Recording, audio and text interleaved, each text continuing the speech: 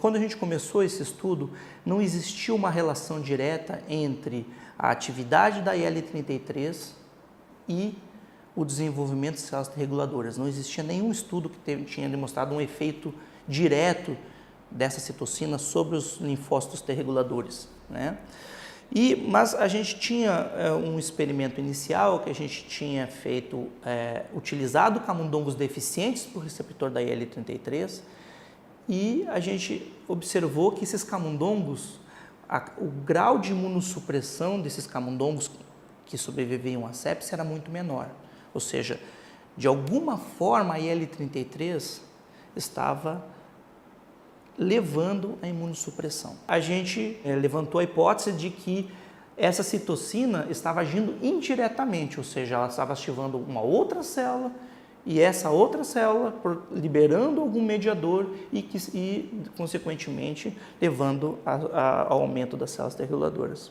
Então, quando a gente iniciou o estudo, eu estava voltando do meu pós-doutorado, eu estava iniciando a minha carreira aqui como docente na Faculdade de Medicina, e o supervisor de pós-doutorado tinha acabado de publicar um estudo demonstrando que a IL-33 ela é importante para a geração desses macrófagos M2, né?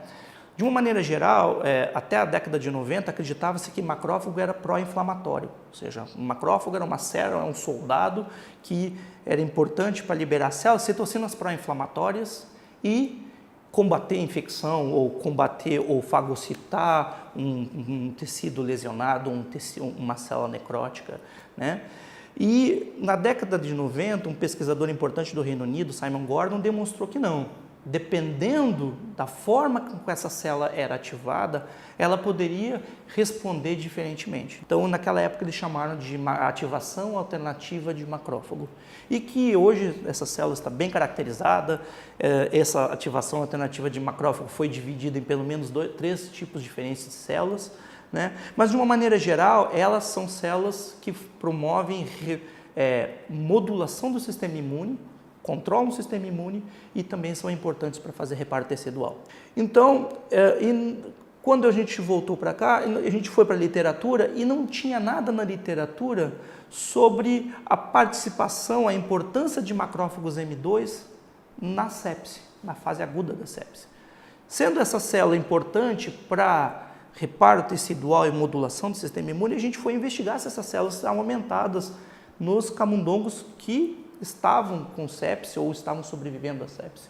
E a gente observou que sim, havia um aumento dessas células e que essa IL-33, então, era importante para o surgimento dessas células.